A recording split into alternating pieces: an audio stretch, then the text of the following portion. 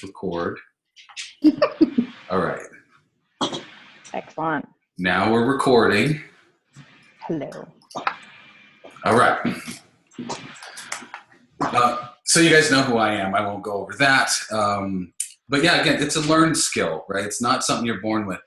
Some people may inherently be born with an ability to talk to other people, or maybe they're a little bit more outgoing, and some people are introverts, some people are extroverts. But that really has no bearing on sales. It really doesn't. How comfortable you are, whether you're introvert or extrovert, has nothing to do with your ability to actually help a business owner make a logical decision. There's your personality, who you are, how you are, everything about you is unique, made in a special way. We just have to figure out how to turn that into a sales ability, right? So people love doing business with people that are just like them.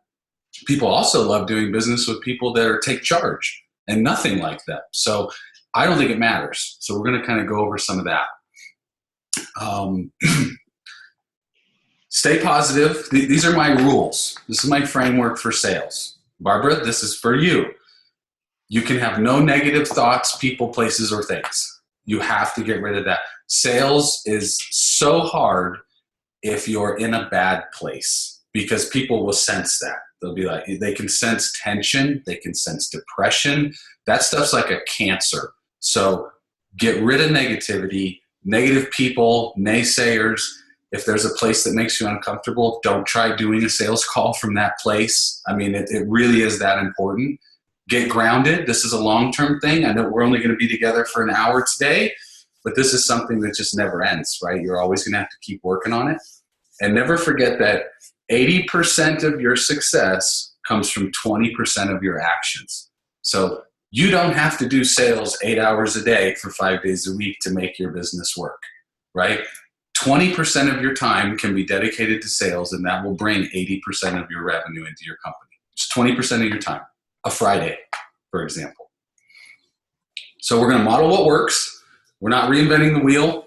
Some of you have heard some of this before. You might not have heard it in this context though. So this is all my stuff. It's not you gurus. It's not Jeffrey Gitomer. It's not Grant Cardone. This is Jonathan Hinshaw's sort of sales process. And I'm going to help you guys make something happen. So before I get to the framework, let's talk a little bit about objections. This is like the scary part of sales, you know. We'll think about it. I need to check with whoever, my business partner, whatever. Price is too high. We don't have the budget. It's not the right time. I'll get back to you. Or my favorite kick rocks objection is, do you have a business card? That's like the ultimate kick rocks, I don't want to talk to you objection. All of these come from an area of they don't value you yet, right? If we'll think about it, they didn't value what you had to say. Sometimes there's a difference between an objection and a complaint as well. We're going to go over a little bit of that.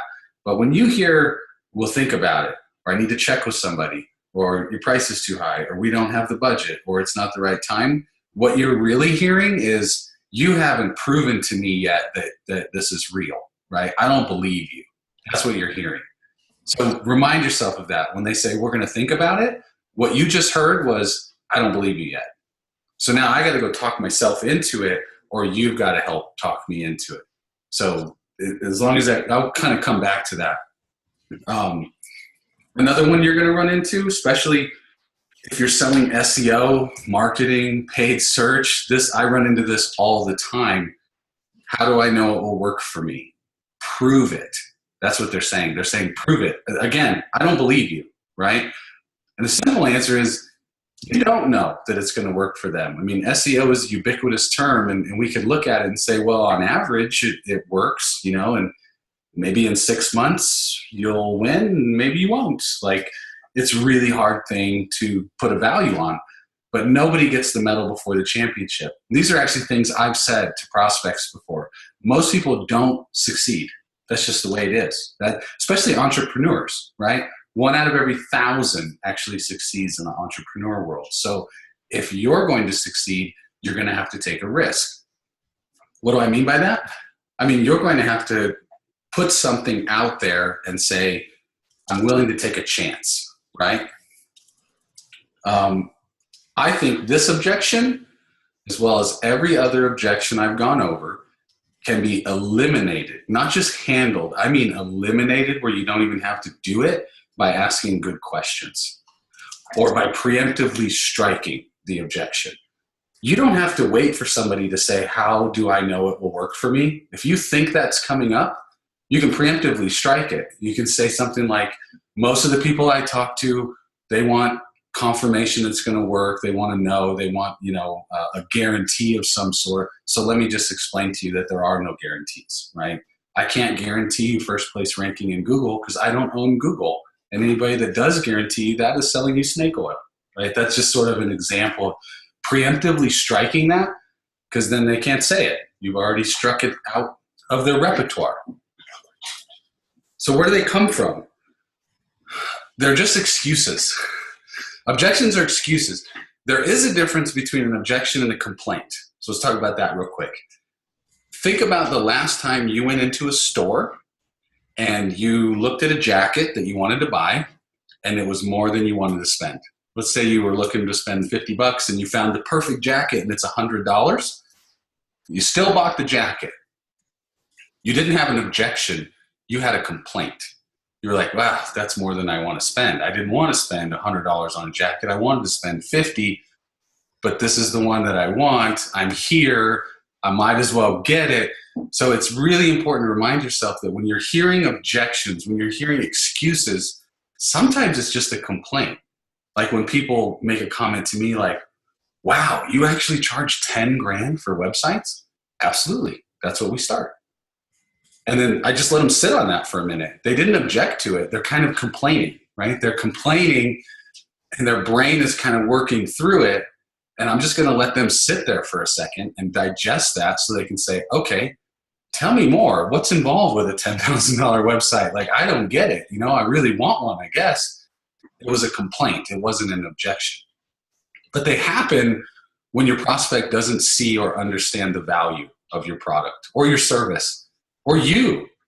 So most objections can totally be handled with a really good presentation, right? With going over your offering, asking good questions, preemptively striking things that you know are going to come up. So by the time you ask them to buy, you've covered all the bases. You've earned the right to ask for their business, and they don't have any excuses not to. So when dealing with objections, you've got to learn to turn the tables on them. So this is an example of low value questions and high value questions. And I'll send you guys the slide deck and the video too. But low value questions probably is what we've seen a lot of the people we've all worked with coming into the groups that we've worked in. This is how they ask questions, right? How long have you been in business? Who's your competition? What are you looking for in a web designer? What's your annual revenue? How many employees do you have? Those sound like good questions. Those aren't good questions. Those are horrible questions. So when I'm working with a prospective client, I want to set myself away from anybody that talks like that, right? High value questions. What do you find most important about your online presence? That's a great thinking question. And then when they tell me, that's awesome. Why is that important to you? What bearing does that have on other stuff? What impact is that having on sales, service, revenue? What would it mean to you if that X problem that you have was solved, right? What does that look like? So now I'm asking really high value, thought-provoking questions. What's your biggest sales, marketing, service, design, whatever? What's your biggest X challenge? Tell me about that challenge. And then follow it up with, so what would it mean to you if I could fix that challenge? If I could come in and eliminate that challenge, what does your business look like? Now you got them thinking. Now you got them thinking, oh, this person is actually going to help me fix a business problem. Now I'm not talking to a web designer or a marketer or an SEO person or a logo designer or whatever you guys do, right? They're talking to somebody about business. So the deeper you dig, the more insight you'll gain. Don't be afraid to ask the tough questions. The more insight you have, the better your position can be for your solution. I talk a lot about framing in one of my classes. So the more insight you have about what they're dealing with, the better you can frame things. And we'll talk about framing later on. The better you position your solution, the more value you have, the more value you show. It's all about value. Like, it has to look like you're bringing so much value to the table at such an affordable price that they should just buy it right now. Like, this is a dream come true. This is perfect. So let's talk about avoiding objections. Ask the high value questions. You should be able to preemptively strike objections before they occur. A preemptive strike means, I know it's coming, right? I know it's coming. When I first started selling marketing services and I had nobody to point to, and I knew they were going to ask me, who have you done this for before? What sort of results have you had in the past? How many companies like mine have you worked with? I knew that stuff was coming. So I would have to preemptively strike it and deal with those things before it happened. So I'm being proactive instead of reactive, right? So one of the things that I want to get across in this webinar today is just how to really be sales tough. That's kind of how I position this whole thing. It's characterized by uncompromising determination. It's resilient and it's results oriented. So we're going to talk about some real strategies here, real tactics.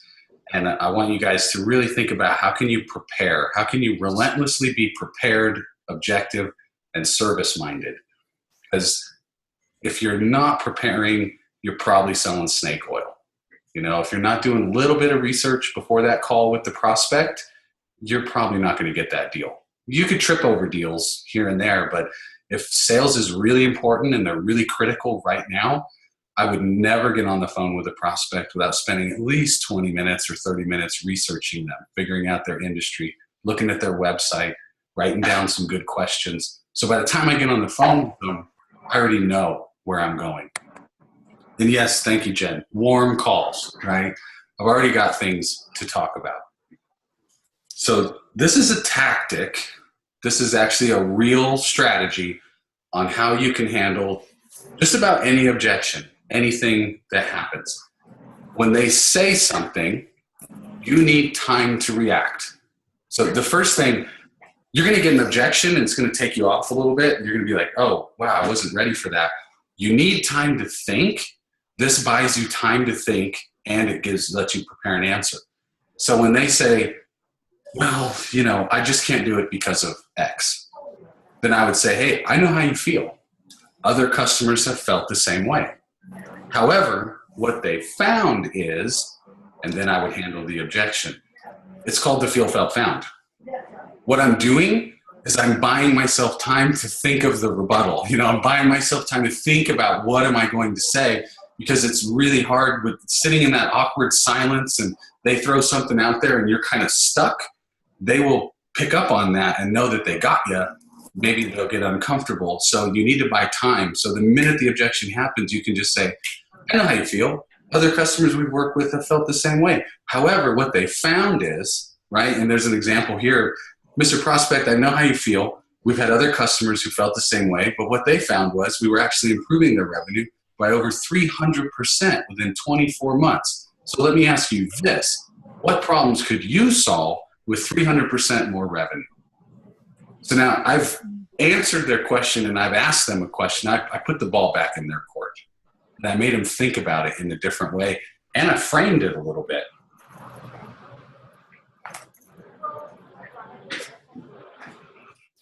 So now we get to the secret sauce. I'm going a little quick. I'm talking fast. I hope you guys are keeping up okay. This is good. So here's the framework. Remembering that sales is the art of persuasion, right? It's just a logical argument. It's not a pitch. It's a logical argument. I should be able to present my case and say, look, we're both business owners. You're a grown-up adult. You can make good decisions. Let me give you all of the stuff that I need to give you so you can make a good decision. Really what I want to do is help the right business owner make the right decision for the right reasons. I don't want to close them with my pitch, right? I want to help them make a good decision. So if we're going to help the person make the right decision for the right reason, if we're going to help them, if we're going to present them with this no longer called sales pitch argument, it has to come across clearly and concisely. This is the framework. This is how, this is boils down to all of sales. I mean, Cliff came after me and said, I've never seen anybody with a sales process like that. That's amazing. This is my sales process, and it's going to look a little weird at first, but let me take you through it. The foundation of everything we do in sales is we got to love them first.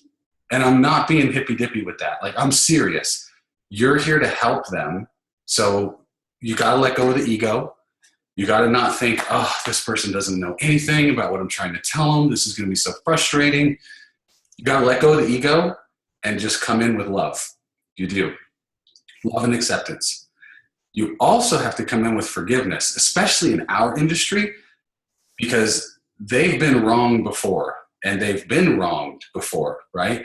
So they're going to say stuff. They're going to say, oh yeah, we tried that. It never worked. You'll be put on the defensive, right? You're going to get put on the defensive. Immediately, you just have to forgive that stuff. You have to quickly forgive for having the wrong opinion, the wrong understanding about you, about your industry, about any services that you're providing, because sometimes they can put you on the defensive and you can't sell from a defensive position. Then you're just blocking. You're not tackling. You have to be willing to show gratitude. So come into the call with love, forgive them for the complaining that they're doing, show them gratitude. They've just complained to you. They've said, yeah, we had a bad experience in the past. Okay, totally appreciate that. Show them gratitude for actually telling you, hey, I'm really glad you told me that you had a bad experience. I just want you to know that that's not me. You realize that person you had that bad experience with, that wasn't me, right? So I'm not them. Let's leave that there. Another way I deal with gratitude, probably the only way to deal with it, is when they say something like, we've been burned before, we've done this before, and it just didn't work out at all. I'll say, thank you for telling me that. I appreciate your candidness, appreciate your honesty.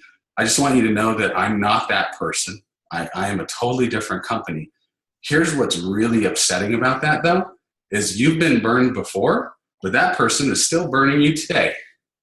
They're still causing issues with your decision process right now. They're robbing from you the ability to move forward. Let's cut the cord. Let's cut the cord right now and let's start over with a new relationship with somebody that's not going to burn you. Compassion. Liars manipulate, so I don't have to say too much about that in this group, but be real. Put yourself in their shoes. I can't tell you how many sales I've made just from showing empathy, just from being like, wow, that really sucks. I'm sorry you had to deal with that, and showing some compassion for that. And then bring about the order. So you've presented your logical argument, you've showed them compassion, you've given them gratitude. Always bring about the order. So once I get up to the top of my sales process, I need to circle back. I can't just let them complain and bleed all over me and end the call with a wounded prospect, right? I got to bring it back and be like, okay, we've handled your concerns. We've gone over some of the things that we offer. So based on what you said, what you want is blah, blah, blah, right? Yeah, that's exactly what I want. Awesome. That's what I'm proposing. That's what we're proposing to do for you. So you're bringing about the order. And finally, you honor. You do what you say you're going to do. You honor what you sold. This one's tricky. I used to get caught in the yes man trap where I would make the deal or I'm close to making the deal and they would start asking me questions, right?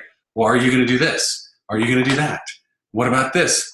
And I was so excited to make the sale and I wanted to please them so much that I would say, yes, absolutely. Yeah, we're going to do that. Yeah, we can do that. Oh yeah, no problem. Oh, you don't have a Twitter account? Yeah, we'll just set it up for you. No problem.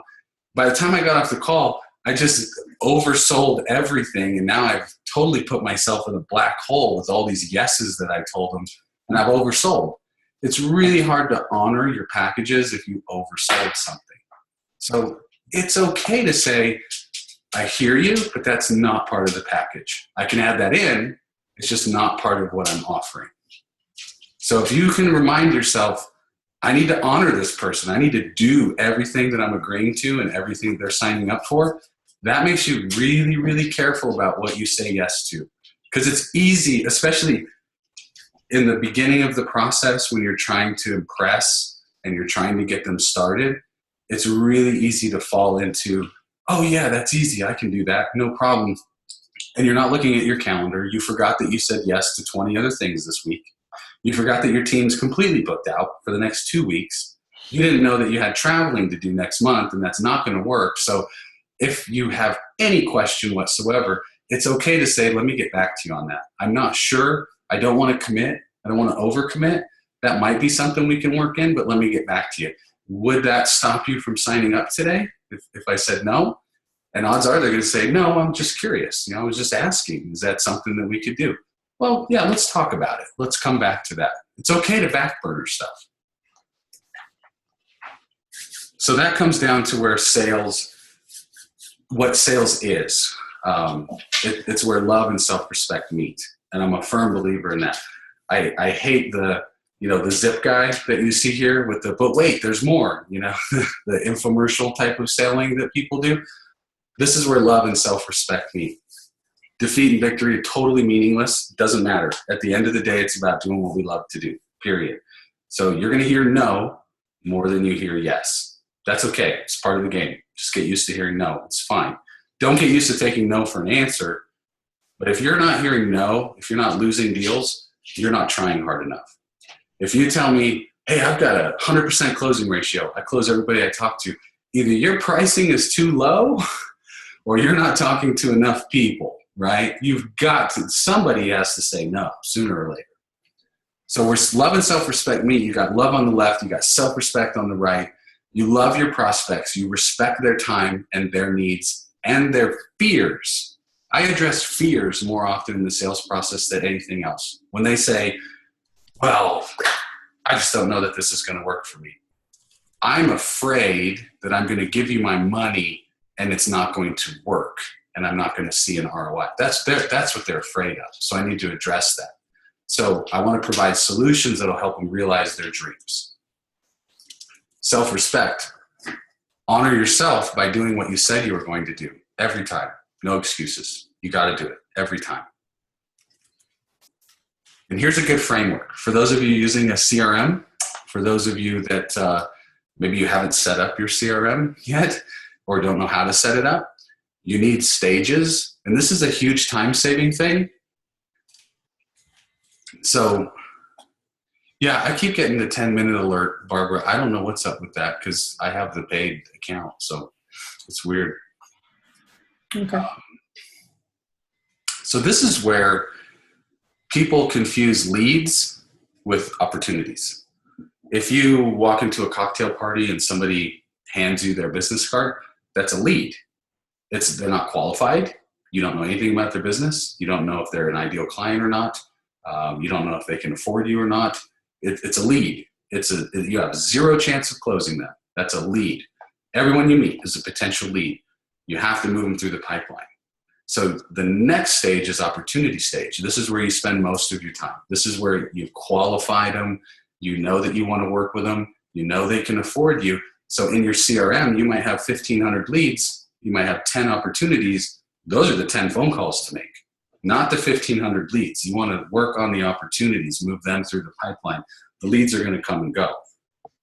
You move your opportunities to quote, present your logical argument, prepare your scope, move them through the process, and don't forget to negotiate. So here's a little tidbit on negotiation, something that nobody ever really talks about. I'm 100% okay with negotiating on jobs. You work out the details. You never lower the price, you offer takeaways, right? So if they say, you know what, Jonathan, man, I love this. I would totally sign up, but I can't afford $10,000. Okay, now I'm negotiating. Great. What can you afford? Well, we could probably do $8,500. Not a problem. If I take out this and this and this, I can get the cost down to about $8,500. Would that work for you?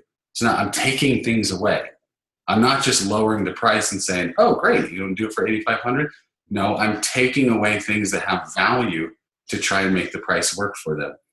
That is the art of negotiating. Then you close them. That's when you ask for the sale. You ask them to buy today, right now. Not get back to me with your decision, not I'll follow up with you in a week. If you got through negotiations and they said, yes, I would if you did X, Y, Z, then just close the deal. Just say, great, that sounds great. Sign here, press hard 3 copies, let's go. And this is a good pipeline for any CRM to have categories. Here's my leads, here's my opportunities, here's the jobs I've quoted, here's the jobs that I'm negotiating on, the ones I'm working, the people I'm trying to really sell there. I got like an 80% chance of closing them. And here's my closed deals. Either won or lost. Closed won, closed lost. That's a really good pipeline for any CRM so you can focus in on what matters. If you want to do a little bit extra, like if you want to forecast, right? Say you're getting pretty good at sales and you're like, I really would like to know what my month looks like next month or what my quarter looks like next quarter. A lead has a 0% chance of closing. An opportunity has a 10%. Quoting, 30%. Negotiations, you got about a 70% chance of closing the deal. When they're sold, it's 100%. Now, this is how, the word just left me. When you use a CRM and you're trying to, what's the word? It just escaped me. Forecast. You're trying to forecast money. Many CRMs will make you put a percentage. So if I have one opportunity worth $10,000 and I say I have a 10% chance of closing them, then my CRM is going to say, then you have $1,000 possibly coming in. Does that make sense? So when you're looking at forecasting, you're forecasting based on the chance that you have of closing the deal. So your $10,000 opportunity, that's not 10,000 possible dollars coming in revenue. It's 1,000 possible dollars coming in revenue. The better you get, as you move them to quote, as you move them to negotiations, you have a better chance of closing them. So it'll start to do the math. So if I have a $10,000 project in the negotiation stage, my forecast should show that I have $7,000 of possible revenue coming in. That's a safe way to forecast. Don't forecast based on the numbers in the quote and just add it all up and say, wow, I'm going to have an $80,000 month in a couple months. No, you're probably not. You probably have some opportunities, you have some quotes, you have some negotiations, and based on that math, that is the possible amount of income that you have coming in. And that's really where the power of the CRM comes into play. So you can forecast the cash. Wow, Devin's here too. Welcome, Devin. Do you ask for a referral before you've done work for them? Yeah, absolutely. If you've sold them, so I don't ask them right then. What I do is I wait a little bit, but it is a task that we set up in the CRM. So that task will go in. Now they're sold. Auto task populates and says ask for a referral. So I might push that out a couple weeks or a month or whenever I think that's appropriate. But if you look at the bottom, all the content in the bottom, those are like automated tasks that start to show up when I move people through the pipeline. Hopefully that answered that question. So now we get to the conclusion. Great salespeople are constantly improving their craft. I don't know any professional athlete, business person, everybody in this room knows that. You've got to always work on this. A good way to practice sales is to practice with other people. Go over your sales process, go over your logical argument one-on-one with somebody else. But don't do the whole thing. Like, don't sit down and do an hour-long presentation with Jen, right? And do that. Pick little parts of it. And, you would sit down with like Jen or Devin or me, Vinny, Devin, Cliff, all of us have kind of done this before. Hey, let me just pitch this little part. Let me just, kind of bat this at you and see how this sounds. And you just work on little parts at a time, because that's how you get really good at the whole thing, is you work on little parts, one piece at a time. I don't have to say this to you guys. Stop making excuses, start making sales. That's it. That is the end of my presentation, done in record time. Look at that, 30 minutes. Excellent. So now we get to open floor Q&A.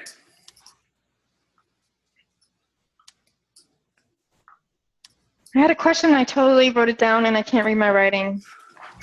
You can't read your own writing? Shit, I can't. I'm sorry, that's pretty good though. I've got one if it's okay, Jen, if you're still deciphering. All right. So the question, what would it mean if I could fix that for you, right? Like that problem. It sounds kind of closely related to like what's fixing that worth to you. And I've been recognizing that prospects are generally, or opportunities, whatever you want to call them, are generally really bad at evaluating what something's worth to them. like they don't think that way, right? They're just thinking about like how much do you cost versus, what is that actually worth to me? So do you mind talking a little bit about that? Like how to help them see that a little differently and maybe answer that question? Like, cause I could also picture like a conversation with somebody where you're like, what's that worth to you if I could fix that? And they could be like, that would be awesome.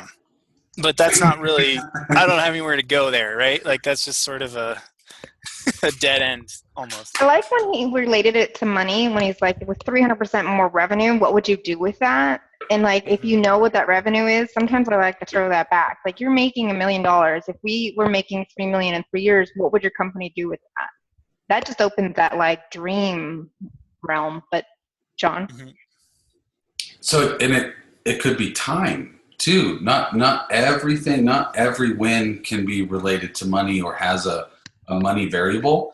That question can be reframed depending on who you're talking to. Let's say they have no idea what ROI is. They don't know anything about what the money equation would be. What does your time look like? Like, give you a great example. So, Business Catalyst. Devin, we got that web app thing that we got out for the nonprofit company.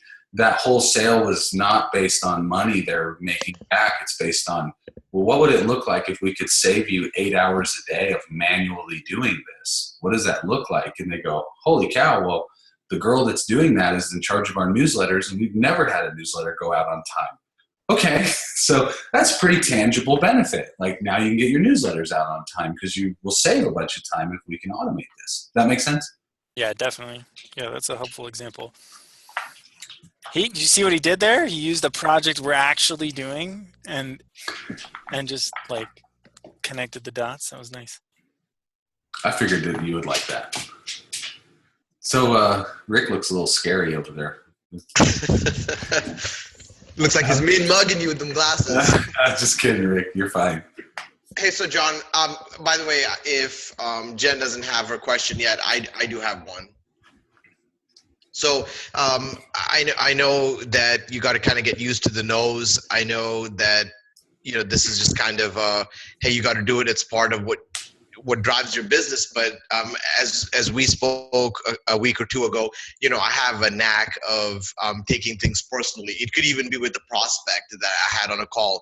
So would you mind maybe sharing, 1 or 2 tips that you use that help you stay focused and laser targeted on, hey, my job is to close the sale, not worry about, in essence, did they offend me by saying something like you said one of the points in your pillars there was like, they've been wronged. I mean, they've probably wronged people, but they've been wronged.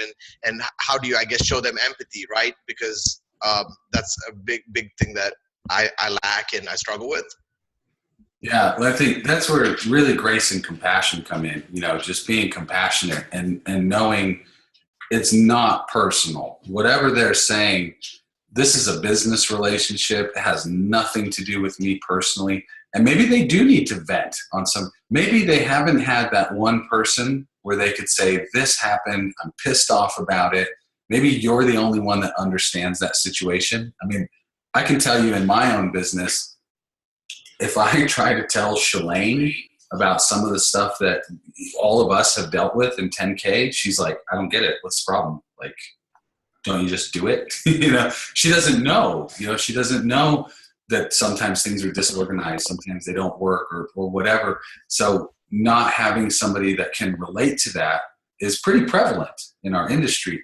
Now they've finally got somebody on the phone that they can complain to that understands their complaint, and they might just need to get some stuff off their chest. They might just need to kind of bleed on you a little bit. Does that make sense, Cliff? It does. So from your point of view, I guess you would just say, I guess try to just show them a little more empathy, be understanding, right, to the cause. Just hear them out. Don't take it personally.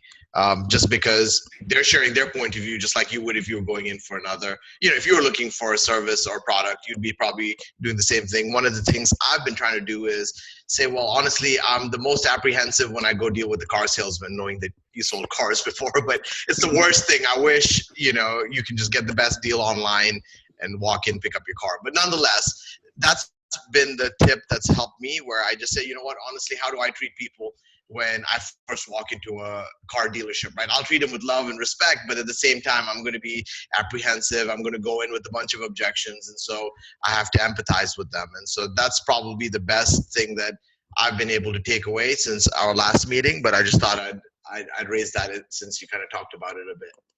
Yeah, they've got to earn the right to sell you that car, right? Yep. And Deborah, go ahead. Did you have 2 cents on this? Yeah. I just had a comment that I always like to, whether it's personal or business, I always like the saying that when somebody's overreacting to a situation, they're reacting to the past and not to the present. So they're not reacting to what is going on right at the moment, like your conversation. They're reacting to something that happened in the past. So whether I'm sorry. So it just like, it's not about me. It has nothing to do with me. It's about something else that happened.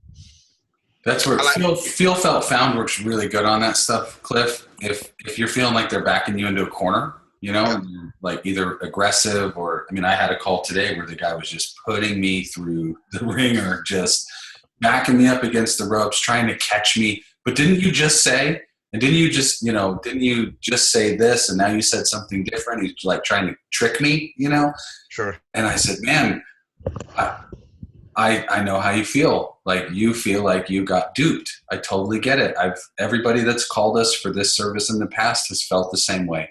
But what they found is they finally found somebody they could talk to. They finally found somebody that answers the phone. They finally found a company that does what they say they're going to do. And I just kind of took over it from there. Does that make sense? It does. Thank you. I'm putting some notes down here. And Deborah, that was really good too. Sometimes you just got to realize that there's other factors impacting this conversation. Generally, those are the reasons. And again, just my one-track mind doesn't keep those into consideration. I'm just putting those as reminders. Yeah, I always like to think like, is this like the normal reaction somebody would have with this conversation, or are they like overreacting? If they're overreacting, it probably has nothing to do with me.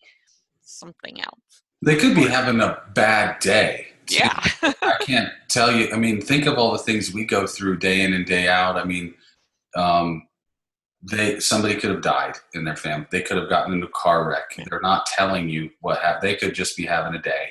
And it's okay to say, Cliff, it's 100% okay for you to say, this is getting a little intense. Do you want to reschedule? Like, I just feel like maybe this is not the right time. Like, should we reschedule this? Just take a breather.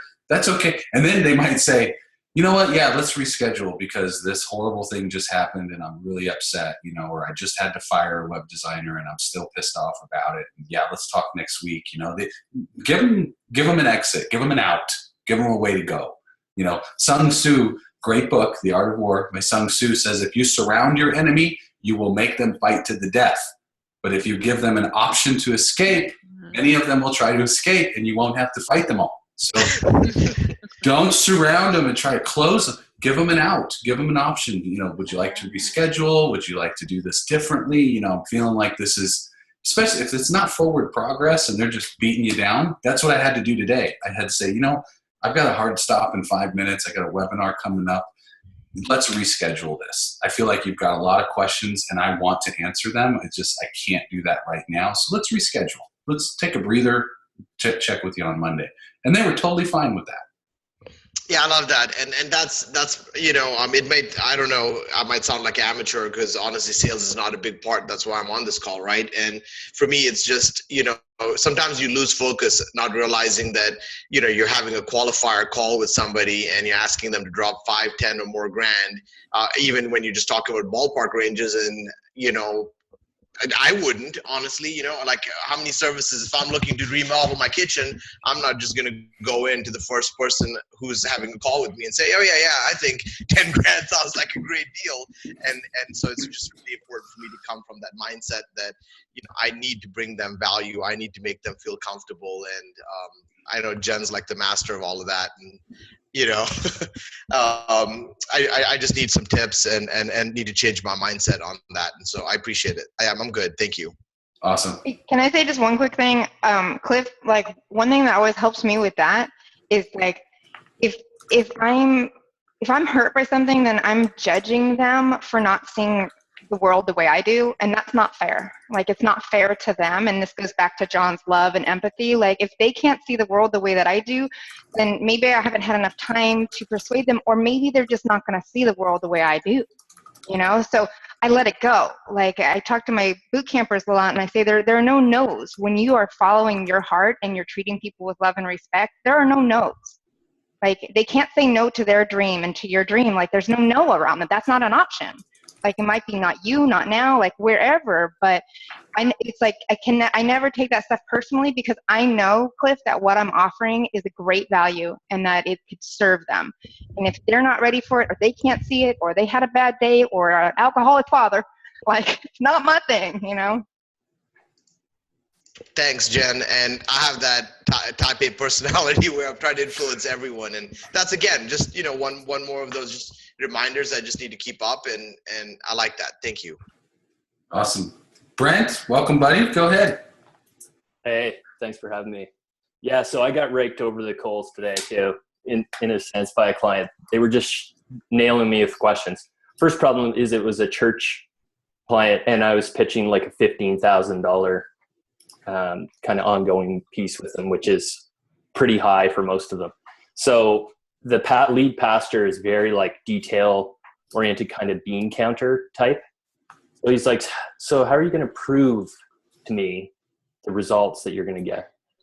And I started, I went through the dialogue in my head. I was like, okay, he's already looking to like disprove anything I'm about to say. So he said, prove to me, like, how are your current approaches working for you? Like, are you guys growing right now, or are you shrinking? And I just saw the light bulb just go, psh, like totally changed his approach.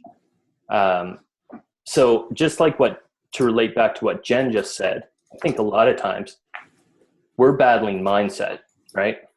Yeah. And as I went into the conversation deeper with him, I was like, this guy's a bean counter, so he's going to understand kind of cost savings. So it's like, every time you guys sit and tinker with Facebook without any aim, like, how much is that costing you? Like, how much is your hourly wage? Let's say you spent half the morning, pushing some buttons on Facebook. There's what, $150?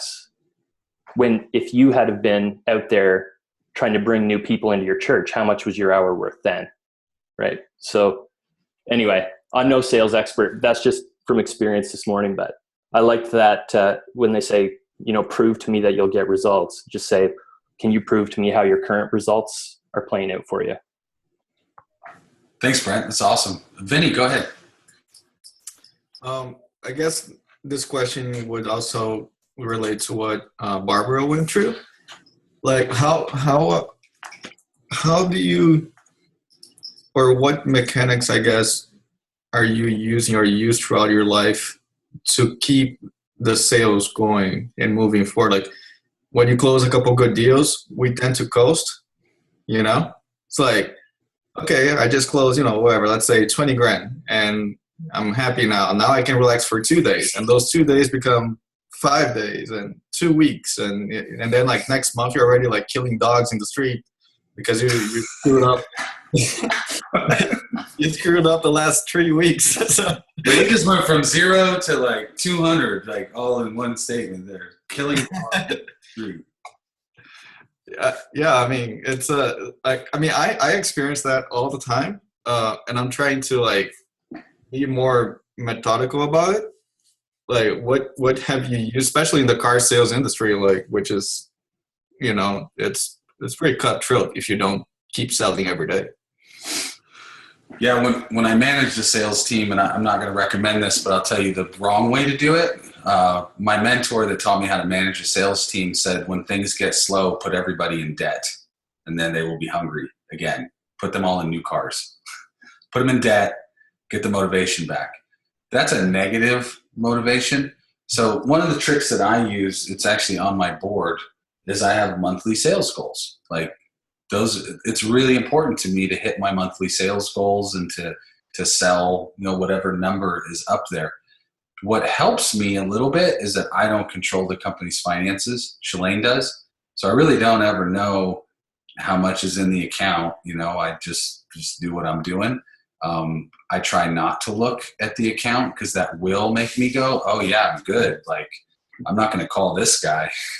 I will back off. Like, I will absolutely back off. So I think I'm not recommending you're aloof with finances. I don't recommend that. But I wouldn't spend a lot of time looking at where your company is on a day-to-day, week-to-week thing.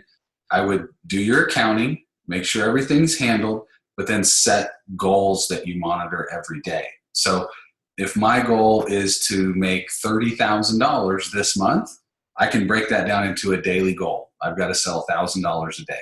How do I do that? Is that 2 15K sites? Is that 30 new clients at 1,000 a month? It doesn't matter how I get there. I just have to get there, right? So setting those goals is really important. And knowing, I know without a doubt, even that, let's say the goal was 30 grand, after I take out all the costs, after I take out what it takes me to get there, that's not 30,000 in profit, right? That's not enough. It's just not enough. Like, I need more than that. So even though I'm setting those goals, I always have in my mind, that's probably half of what I need, right? That's probably half. Like, if I have a 30,000 goal this month, 50% of that is probably what I'm actually going to see, if that, right? So that's another way to stay motivated. I think so I do a lot of trips. Next week I'm going to Arizona for Arizona Bike Week. I go to Sturgis every year. Reward yourself. Like, you got to there's some reason other than working that you're working, right? There has to be some other motivating factor. So set goals, set those things out there where you're like, in 9 months, I want to go to Fiji. And this is how much money I need to take a whole week off and hire somebody else to do everything and make it to Fiji. I need this amount of money. Now break that up into sales goals. And now it's not just an arbitrary number. Now there's a reason that you're going for that. Because with no reason, it will never happen. Devin can probably relate because he's planning to move to a whole nother country. He's got a reason of why he's doing things the way he's doing them. And that is setting up his, sorry, I didn't mean to let Where? that out Super the back, motivating. buddy. Yeah, it's super motivating. I'm going to Costa Wait. Rica. What? Yeah, Holy crap. That's in like awesome. 3 months. That's awesome. So he's got a goal. So Devin, talk about that. Like, does that motivate you to like make sales and? Oh yeah, definitely. It motivates me in a lot of ways, but one of them is definitely making sales. I think this like sales goals thing has been a little bit of a weak point for me because I think I've also looked at it like haven't been the best at breaking it down, right? Like, look at a yearly goal of like, oh, how much do we want to make this year, and then quarterly, and then weekly, so breaking it down. But yeah, it's motivating because I'm basically putting myself in a position in 3 months, right? So this is not like, oh, in a year I'm going to be in Costa Rica. This is like, yeah, I've been researching this since December-ish, but we just now made this decision like in the last week and a half. So Now it's like you have 3 months to pull this off, like to sell the things you need to sell, to have the cash you need to have to go down there, to find a place, all that stuff. So yeah, it's a driving factor. So if anything, if you could take anything from that, it might be like crunch your timelines a little bit more. You know, like if you really think it's like 6 months to go to Fiji, what if you could do it in 3, you know, or 2? I bet you could. Like, you know, that's what I'm learning from it, is like what you're actually capable of. Well, I don't want to scare you, but you don't have 3 months. Yeah, you're right. 5 days, really. You have 55 sales days because you can't sell Saturday and Sunday. They're probably not around. This is true. So when you look at that and you go, okay, I've got 3 months, there's really only 20 sales days in a month. You have 60 days. I have 60 days, and I have to, and you have to also throw in the factor that the business has to be modified a little bit, right? Like there needs to be more redundancy and more slack in the system than there is now, because I'll be moving to a place that's much less predictable than my lovely Illinois suburban 100 down, 20 up internet 24/7. Like that's not happening there. So it'll be a different situation. Yeah. Really cool. John, I have a quick question. Yes, Barbara. How do you decide on who to call? Opportunities is who I would call. Yeah, how do you put them from lead to opportunity? How can you qualify them. Identify them? Okay. So actually, your question is a 2-part question. There's a little bit of marketing question in that. So marketing and sales are different, right? Marketing makes the phone ring, sales closes the deal, right? Marketing is dating, sales is the marriage. So figuring out who to call, it starts with marketing first, where you identify your ideal client, you figure out where they're hanging out, and you get a message in front of them that brings them to you, or you go to them, right, with your message. So once you get them into your funnel and you've got their card, their number, whatever, they become a lead.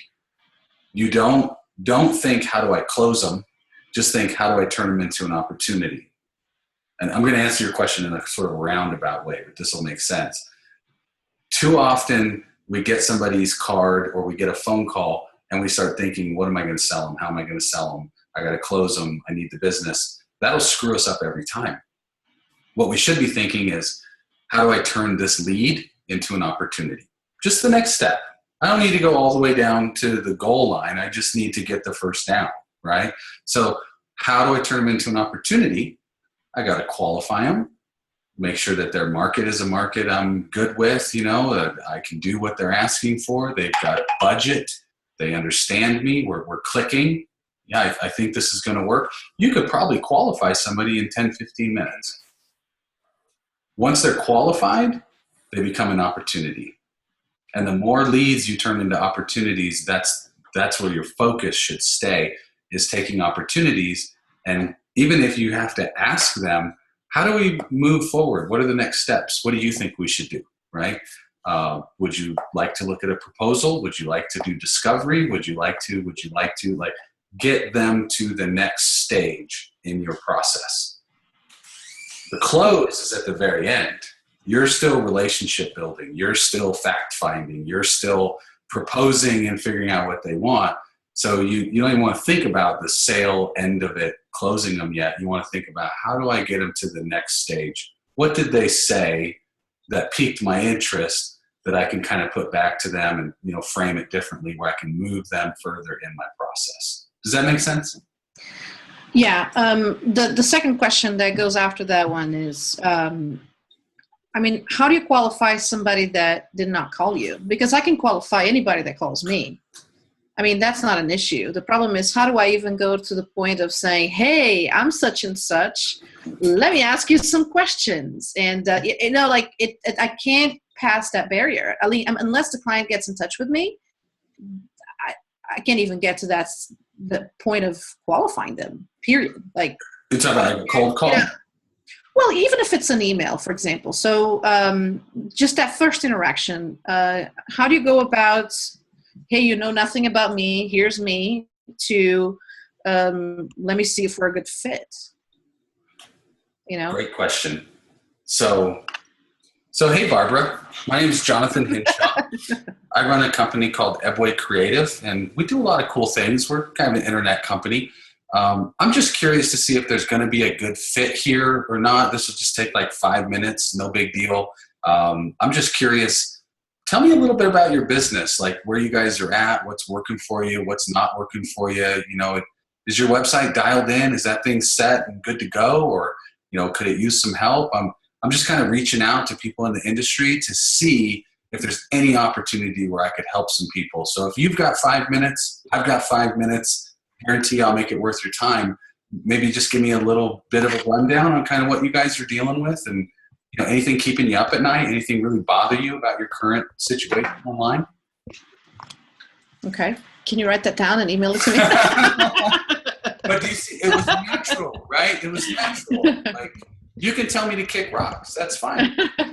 And yes, I actually do have a script that I can send you. I have a script that I can send you that kind of says that very same thing. Cool. I'll put it in the packet. Yeah. Very cool. And John, I kind of talked to you a little bit about how we use our website intake form, and it's worked great. Like generally you would think that you would not have much of an opt-in rate, but I might have 100%, or maybe I've lost one prospect out of like the last 25 in the last 3 months or so.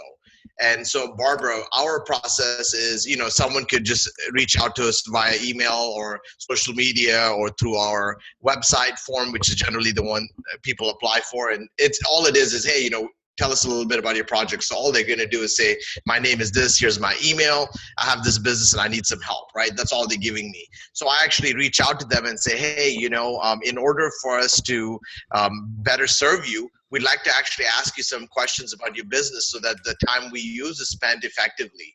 And so we have that template, Barb. I'd be happy to share it to you. Then we point them over to a website that talks to them about, some of their SMART goals, tell us who their custom audience is, stuff that'll take maybe 5 or 10 minutes max. And then once they do that, we actually set the call.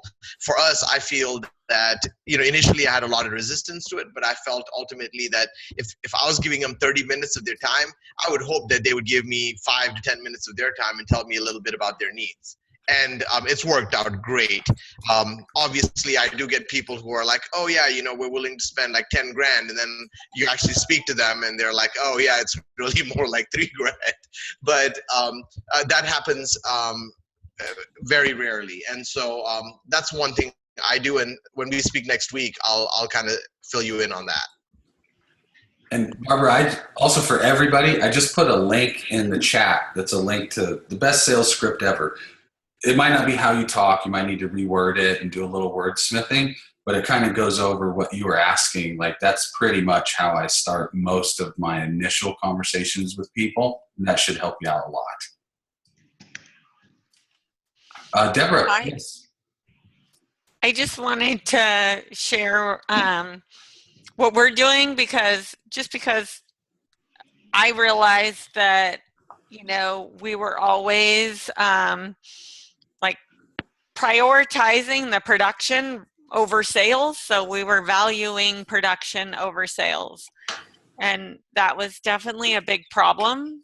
So we really have been working hard to change our mindset. So we're like valuing sales just as much as production because we weren't getting enough sales. And then, taking things off my plate and really making it so I have time to make my goal for each week. You can see these Post-its. My goal for each week is to get 10 meetings set up or calls set up on my calendar. And all my calls, I kind of feel like it's kind of like dating where you have a bad call and it's like, man, I really messed up on that. You know what? You have another opportunity. It's just kind of like dating. You could do better on the next call.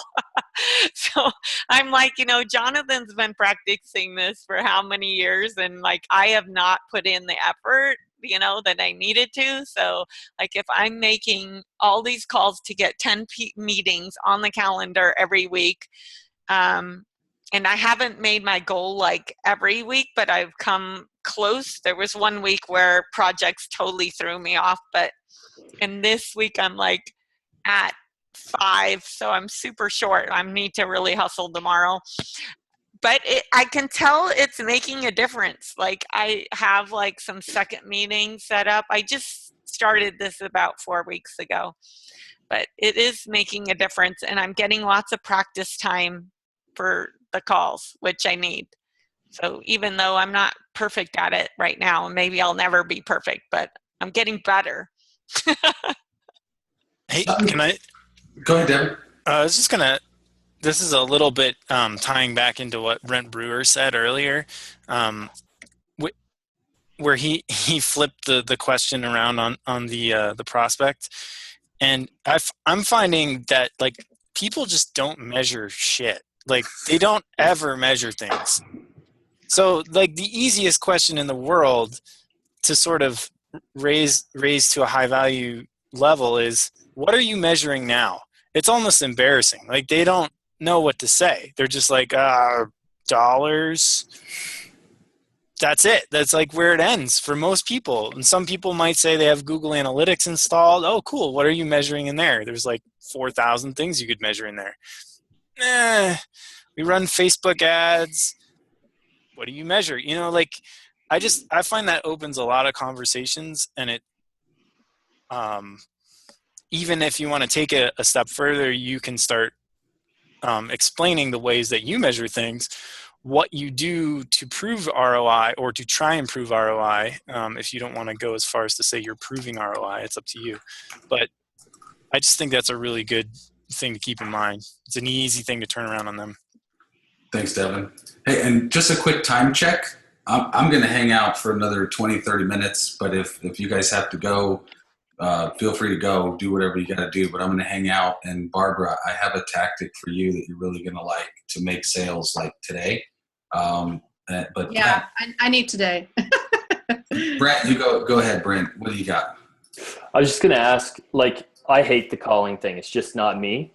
But we're getting great results for clients with Facebook ads. Like we've set up a couple clients now, and they just get continuous drip of leads.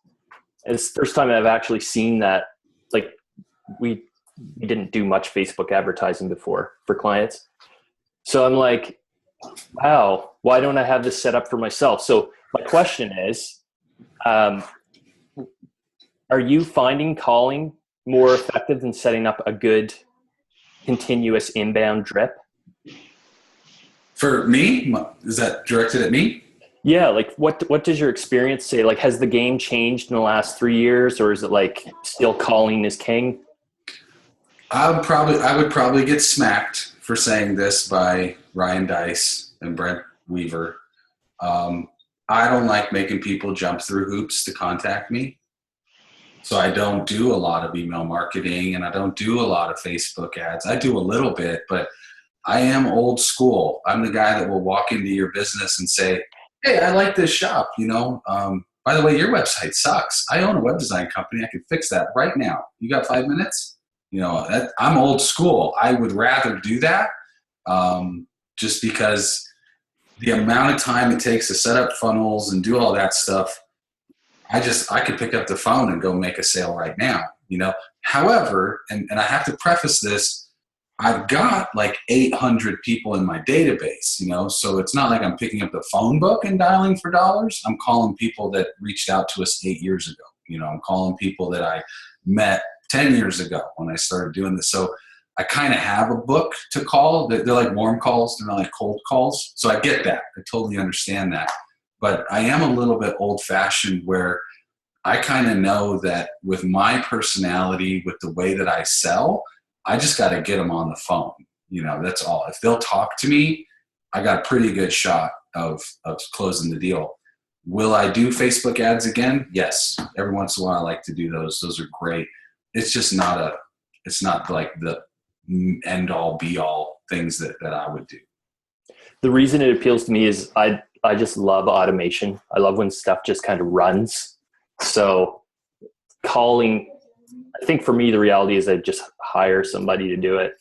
I wish. Did you ever get around to creating a mini you yet? Can I hire the mini you? I'm working on it. I am working on it. Brent, Oh, go ahead, John. No, go ahead, Devin. Then I was going to give the super cool how to make a sale today thing to Barbara. Okay, so Brent, I was gonna say, I know you love automation. You might focus your automation love for your own business on some kind of email series, like based on either the stage they're in, right? So like we use ActiveCampaign. I think some other people do too, and they have the sales. They have the stages that John was laying out. And so like when you're moving people through, like what I'm going to start setting up is things like I've got a kickoff discovery call tomorrow. Like I posted about that in Facebook, and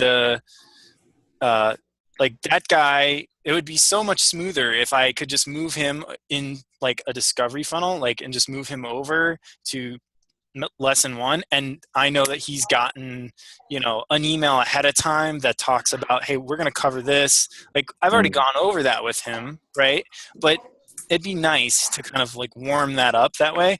Or if somebody's just generally interested, like, and you're talking about the services you offer, to sort of focus on that versus like the Facebook cold traffic thing, because while we're getting lots of great results for our clients with that, and you are too, it's like that, unless you're going after a specific niche, like you'll just will not get a small enough audience to properly target, unless, like websites, like it's just too big, right? Mm-hmm. You really need something like 1 million or smaller, like, to make that effective. I think that's my opinion. For sure. I would have just done for individual offerings. But totally. Yeah, cool. I'm not going to hold you up, John. This is your show. No worries. No, this is our show. So I think everybody will really like this. Deborah, I've shared this with you. I think I've told Vinny about this, but this is like how I put Ebway on the map was not with cold calling. It was with partner companies. So let me share this strategy with you, Barbara. I think you'll really like it. It's not hard to do. Let me share my desktop. Not my desktop. Let me actually share the screen that I'm on. Here we go. So I don't know if you guys have seen Sortfolio before. It was created by 37 Signals. It's awesome. Sortfolio is a directory site for agencies. So here's the tactic. You come into Sortfolio and you pick your cities. Now, I'm going to pick Denver because it's close to me. They have all the cities on the map. And I'm going to go with companies that start over $50,000. Okay? Now, I'm looking for partners. I'm looking for overflow. I'm looking for business that these guys are turning down, right? I don't want to do work for them. I'm not going to call them and say, hey, can I work with you? I'm going to find somebody to reach out to and say, well, I'll tell you what I say in a second. But let's just say I'm in Denver, over 50K. Let's see who we've got here. I'm just going to open one and take a look at them. I'm going to go to their website because I know the next question is going to be, how do I know who to contact? So I'm at this guy's website. These guys start at 50K. I want to sell $10,000 websites, $20,000 websites. I want to sell $100,000 websites. They've got a LinkedIn link. So I'm going to go to this LinkedIn page and look, here's employees on LinkedIn, and I can hover over them and figure out here's the CEO, Justin Tupin. Let's go to him and see what he's all about. Now I have a name. Now I know who to ask for, right? So I know that this company starts at over 50K. They're in Denver, and I know that Justin is the CEO. So now I could call these guys and say, hey, is Justin around? This is Jonathan from Ebway Creative. We're a web design shop up in Fort Collins. Is Justin around? It doesn't sound like a sales call, right? It sounds like, there's an agency calling asking for the CEO. So I'll just tell them straight up who I am. Jonathan, I run Ebway Creative, looking for Justin. I'll get Justin on the phone and I'll tell him, hey, Justin, I saw you guys on Sortfolio. I know that you guys typically do budgets over 50K. I don't. I would much rather sell $10,000, $15,000, $20,000 websites. You guys are probably spending thousands of dollars a month in AdWords. You have a hard sale cost. What would you think about the idea of sending me the business that you don't want? What do you think that would be cool? Like, if you have somebody that's got a $10,000 budget and it doesn't work within how you guys do business, what if you referred them to me and I can send you back $1,000, 10% referral fee on that, and now we got a relationship going. In turn, if I run into somebody that wants to build a $100,000 website, I'll send them to you because I don't want that business. That's probably going to be few and far between.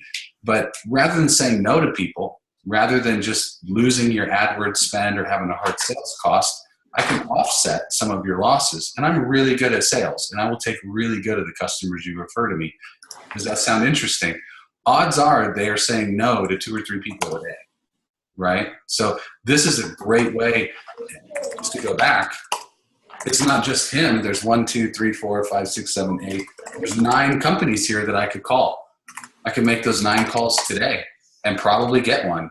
I did this over a weekend a couple of years ago. I've never done it since. I have 2 partners that send us about 100, 150 grand a year. How do you get them to trust you? They have to know that you have a process. So they have no problems giving you a small one at first. Like, okay, we'll give you a shot. So you're going to have to earn their trust in a way, but they also want to know that you have a process. So good question, because I forgot to mention that part. I will usually tell them, this was my pitch, is I said, best of all, you will not have to check up on me. What I'll do for you, Justin, is I'll set up a Google Doc, and everybody you send to me, I'll add to the Google Doc, and I'll put in there what they wanted, what my quote was, and whether they're sold or lost, so that you know exactly what's going on. I'll update that document every Friday before 5 p.m. Mountain Standard Time. So you'll never have to ask me if I sold the deal or what happened.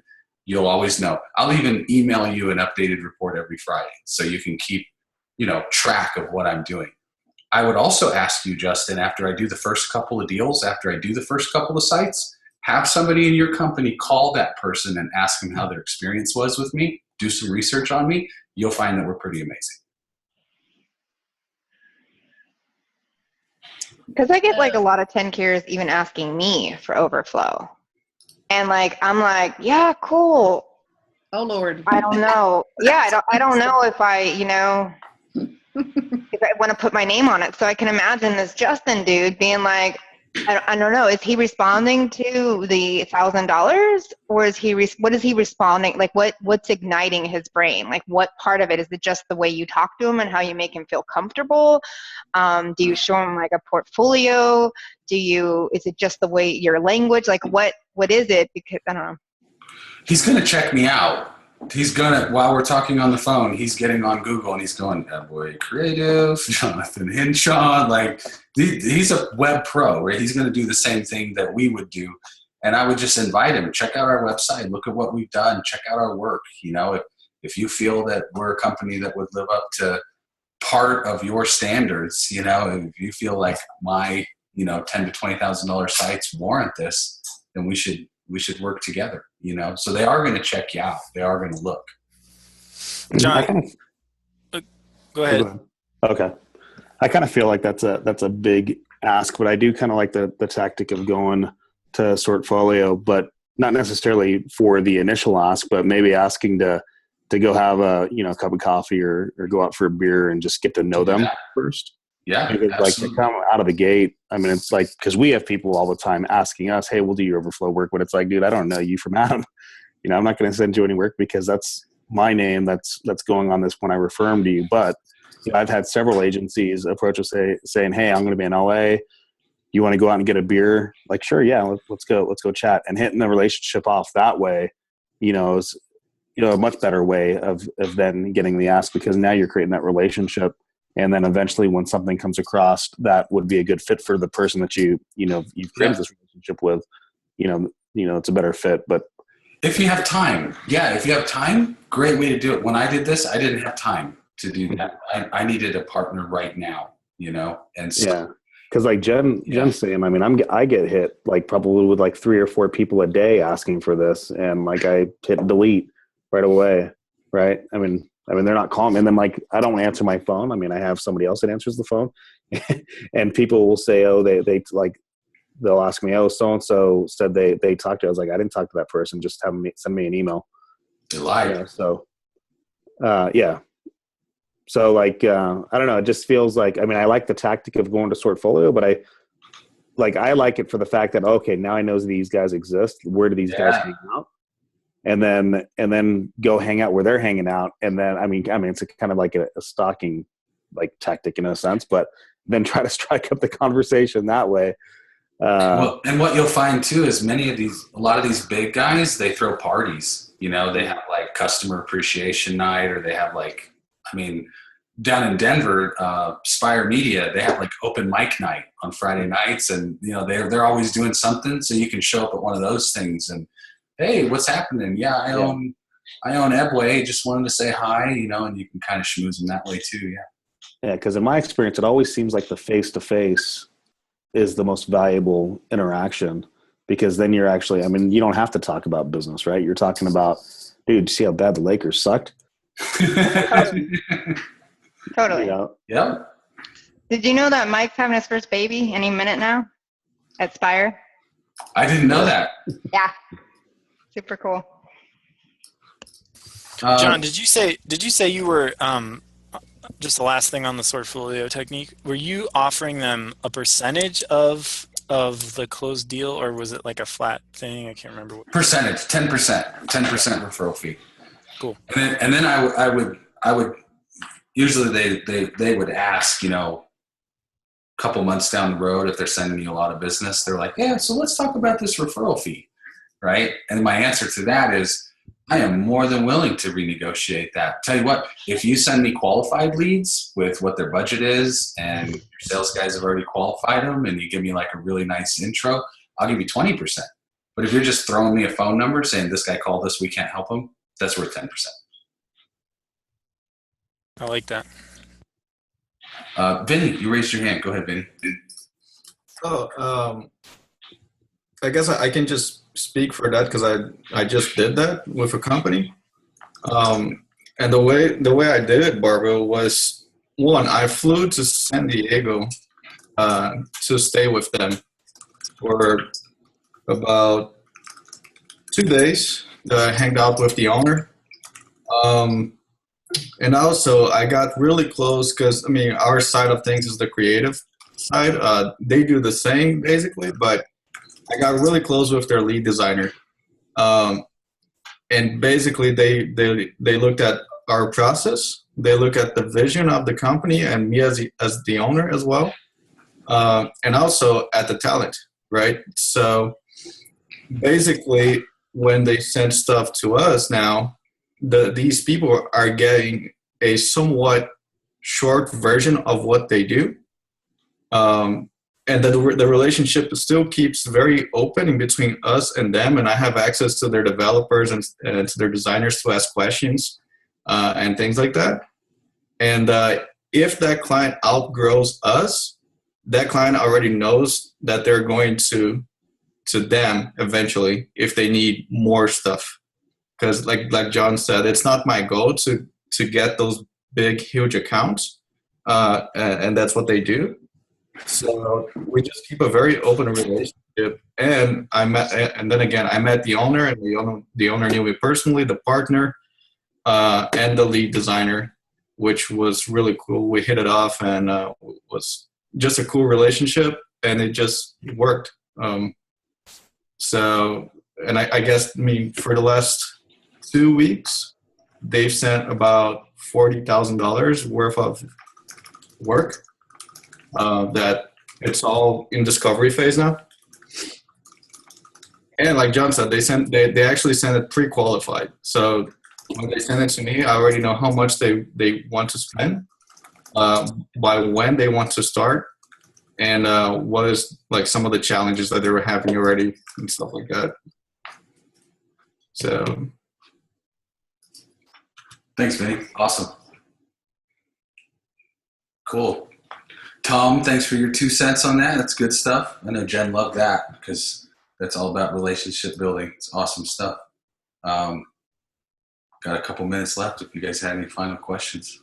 Yeah, hey John, I wanted to plug in something, and it relates to what Tom said, and I know Jen's approach on LinkedIn. And I just wanted to share something because people think, hey, emails are really spammy, right? We all get those emails, hey, can you outsource stuff to us, or, we'd like to work with you kind of things. But it's happening on LinkedIn as well. I got an email from this guy who's a managing partner from a wealth management company, and his message was like, hey, Cliff, I know we know a lot of the same people.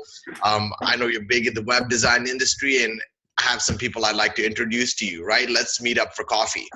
And so I looked at our mutual contacts, and one of them was like a really high profile person who's actually a good friend of mine. So I replied to him, and he was like, oh yeah, this guy's my contact, but I don't really know who he is. People ask to be a contact on LinkedIn. So I just let it be. And 3 months later, I got that same exact automated message. Then I speak to Fernando, and Fernando's like dropping wisdom to me about how there's these applications that you can rig to do automated messages in a personal way on LinkedIn. And so, Tom, what I'm looking at doing is modifying, like my initial approach was reach out to someone on LinkedIn, find the common threads, just say hi and introduce yourself, and then ask for, a follow-up meeting. But based on what John said, I wonder how many people actually look at that and are like, you know what, I'm getting a couple of those versus a call where if I can speak to them and I drop a fellow contact's name and just say, hey, would you like to say, meet for coffee? Chances are you probably have a higher rate of someone saying no to you or not, or ignoring an email than probably on a call. But I totally agree. You got to kind of warm them up. But it's like when you walk into a bar back in the day when you're dating. I think most of us are married now. It's like how many people ask the supermodel girl, hey, can I get your number? They rarely get asked. So John did that, right? So the stats always are like, people don't make that approach. And so I'm in between where I think I'm going to, make a soft contact through LinkedIn, then make the call in and kind of do what Tom said. Hey, let's just grab coffee and talk. And if you don't have time, I'd be happy to do it over a call, right? If you'd rather not meet up. But cool, I like that. I'm going to try that out for 10 agencies. I'll report back in a month. Nice. Awesome. Very cool. Tom, you're going to be one of them, brother. You're all WordPress. I know you're Drupal. We're WordPress. The 10 people are here. They're sick of you. You're right. You just warmed up the lead. Look at that. Yeah, it's a warm call now, Cliff. You're good to go. Oh, Cliff, you're funny. I do have one more question, John, real quick. Yes, Barbara. Okay, so some of the we've been collecting leads from one of our lead magnets, and those leads we know they're going to be on the low end. So we know they're going to be these are small churches that are really just trying to figure out communication. Okay, and if you remember going through the Recurrent Masterclass, what we have put together for them is a training program, which I believe is really what they need. They don't need anybody to come in and do it for them. They just need to kind of have some guidance and have some mentoring and, just some orientation. So because of my not going out imperfect, I've been honestly just perfecting this course for months, and I haven't put it out there. And now we're sitting on about 50 to 60 leads. Like these people, every single one of them could be a potential, person to sign up for this whatever training program we're going to build.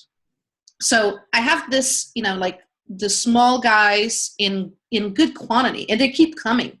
I never expected the lead magnet to work that way. We spent 0 cents. I mean, literally, we spent nothing, just our time. And within a week, we had it up and running. And we haven't even shared in our Facebook groups yet. So this is just one person that starts sharing. So anyway, from a lead generation standpoint, they're sitting there. Okay, like they're there. And now it's me like, okay, what do I do to these people? Like, how can I move them from they're getting our images for free to, hey, here's the next thing you should do. Here's the next best thing for you. And then on the other side, we have the guys that would and could spend the $10,000, $20,000. So here's my big dilemma right now is that if I go after the big guys, I'm not going to get anything in the door until 4, 5, 6 weeks. My team can hold it. I can tell them, guys, you just need to wait a few weeks. but I would hate to go that route. So I'm like, okay, should I go this route and take care of these leads that I know will be a lower amount? It may be 200 each. It may be 300 each. And it's not going to be a $10,000 each project. You know what I'm saying? But it's going to be recurring. It's going to be those guys that will give me maybe $200 every month or $300 every month. Yeah, you go after them. Yeah, you go get them. Okay. Well, Go you see, get 'em. and that's the dilemma. Like, I just feel like, okay, you know, like, should I run this direction? Should I run in that direction? And I feel like this is an easier route for me to go after these smaller leads. But then I feel like, oh man, I went through all of this great training and now I'm abandoning all of the things that I've learned. You know what I'm saying? Like, Yeah, no, don't think of it that way. It's so you would fall into this category of what I call DSM. Sometimes you just have to do shit for money, right? That's what it is. It's hashtag DSM. You have a fiduciary responsibility to your employees to keep them paid, to keep the lights on, to keep things moving. And so every once in a while, you got to back up and say, I just need to generate a couple of grand, you know, so, okay, let's do this. And don't pre-qualify and prejudge all of those people. Out of those 50, 60 leads, there might be one or two really solid customers in there that are going to say, what else you got, right? Mm-hmm. Like, what do you want to do? So don't pre-qualify, don't prejudge. Get everybody onto something, get them going, get that moving, and then it's done, right? Then you've got it. Everybody can be working. That will let you take a breath. So you'll be like, all right, cool. That's working. My team is busy. I'm going to go after this $20,000 site now because now I can take a breath. yeah. Barb, why can't you do both? You have a staff. Can't somebody else be dealing with those people? I mean, if it's automated or if it's emails, like, can't you Yes draft? and no. Yes and no. It's still really, like, the strategic part still falls on me more than I wanted to, honestly. So, you know, I was able to get rid of project completely. So I'm in a place now where I'm no longer taking care of projects to kind of free some time. And it was just a coincidence. It really happened all at once between losing, you know, a big retainer and the other guys not being able to pay us. I mean, it was almost $10,000 like from one month to the next. And, you know, that really makes a big dent in my current cash flow. So, but the biggest issue, and that's the learning moment for me, is I shouldn't stop selling because I sat on, oh, you know, we got a good project now, and we got a second big project, and we got a third big project, and then I just sat. I just focused so much in process and getting work done, and, you know, wowing them, that I stopped pursuing clients. Have you done like and I hear you on that. Have you done like an intention grenade? What is that? Your intention grenade. Your like when you send out to your contacts a message saying this is what I'm doing, like even family and friends, and not with just food, but like, you know, saying this is what I'm doing now. This is what I've learned, you guys. If you know of anybody, send them my way. I'd love to help somebody that's a friend of my friend. You know, like. Yeah, and I should do that. And thank you for the reminder. So I did it a few years ago and it worked. So intention grenade did no harm. It'll work again. Yeah. Yeah, no, intention grenade's great. I mean, it's great because people forget about what you're doing. Or they don't understand. You know, like, what is this? Yeah. My dad still thinks I'm in IT. You know, I don't even know what IT stands for. For email help. Yeah. But, you know, like getting and trying to explain, like, I think maybe I got this from John, but like really market yourself. You know, like really learning how to market yourself, you know? Yeah. Well, I know, John, you have to go. So thank you so much. I mean, this couldn't have been at a better time. I mean, just. You're welcome. Thanks for showing up. God sent. Yeah. This is awesome. Yeah. Awesome. Cheers, everyone. Thanks, John. You guys have a great day. I'll send you guys the link, the video, the slide deck, all that good stuff. I'll get that out. Thanks, guys. Cool. Thank you. Bye. Bye, everybody.